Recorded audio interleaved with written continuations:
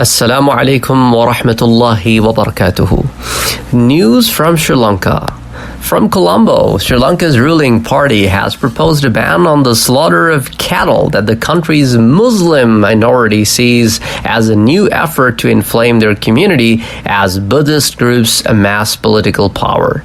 While Prime Minister Mahinda Rajapaksa's government denies the ban is meant as a swipe against Muslims, it does call it a good gesture towards the Buddhist majority. The ban also adds some geopolitical intrigue to South Asia, where Rajapaksa has a reputation of following the lead of China, Sri Lanka's largest benefactor. But in this case, Rajapaksa appears to be taking his cue from Indian Prime Minister Narendra Modi, who has come under heavy criticism for political moves that left his country's Muslim minority in a precarious position.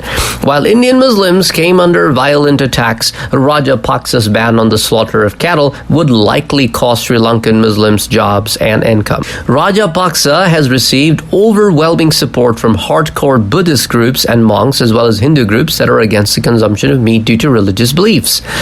Parliament's approval of the proposed ban has been postponed until next month. Muslims, who count for 9.7% of the country's population, believe the ban targets them.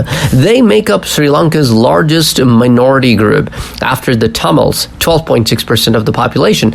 Muslims account for much of the beef trade and are the main consumers of the meat in Sri Lanka, though a significant percentage of non-Muslims, including Buddhists, also eat beef.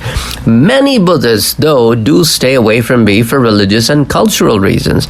Rajapaksa is ruling Sri Lanka's Podujana Paramuna, or SLPP, last month won an absolute majority in country's parliament. The victory came about 9 months after Gotabaya Rajapaksa, the prime minister's younger brother, won the nation's presidential election.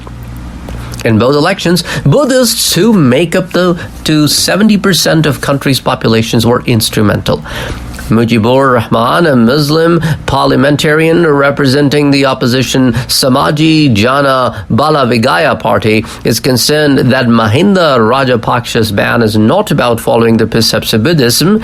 If they are following Lord Buddha's policy, then they must ban slaughter of all animals and not only cattle. He said, so this is not about Lord Buddha's policy. Instead, this is Mahinda Rajapaksa's policy. While accusing the Rajapaksas of creating unnecessary issues and resorting to being communal, he warned that the policy would directly and indirectly throw many thousands connected to trade out of work and decimate their income. According to Department of Animal Production and Health, Sri Lanka's cattle population in 2019 was over 1.5 million.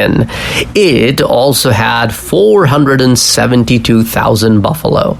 The country produced over 29,000 tons of beef that year, up 1,000 tons from 2018. Hilmi Ahmad, Vice President of the Muslim Council of Sri Lanka, an umbrella body of Muslim civil organizations, said the ban will end up increasing the cattle population, with herds roaming across many parts of the country. An aged cow or bull fetches approximately 35,000 Sri Lankan rupees, which equals to $189. He said, and most farmers sell at least 20 to 30 cattle a month. But if the law is passed, they will have no choice but to let these bulls roam the streets. This can be disastrous and will impact the income of farmers. Since 2013, the Rajapaksa's brother have been accused of behind-the-scenes involvement with several anti-Muslim campaigns led by hardline Buddhists. Over the years, Buddhist elements have demanded the halal certification be outlawed. More violent elements have burned and damaged Muslim-owned businesses and homes.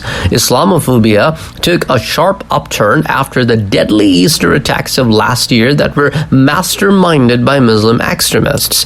The attacks left more than 250 dead. Paya Kayasoti Saravanamutta, Executive Director of the Center for Policy Alternatives, a Colombo-based think tank, said the slaughter ban is definitely intended to discriminate against Muslims. The SLP's policies is a Sinhala Buddhist majoritarian policy, and they are very much aligning themselves with what they believe, what the Sinhala Buddhist majority want to see, and this move could be to satisfy the Buddhists. He told About 75% of Sri Lankans and Sinhalese who are predominantly Buddhist. Government spokesman Kihilia Rambukawala denies that the ban is meant to discriminate against Muslims. This is a self-assumption and wrong one because many Sri Lankans eat beef.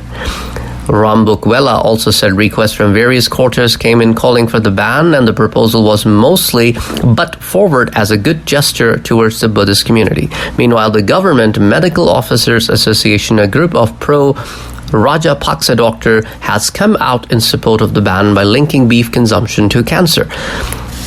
Arshad Zamik, a medical professional, says there is some degree of truth to the claimed link, but that a better approach would have been to ban proposed meat while also raising awareness of the risks of the processed meat and cancer. Let's see what the Parliament decides. Till then, Assalamu alaikum wa rahmatullahi wa barakatuh.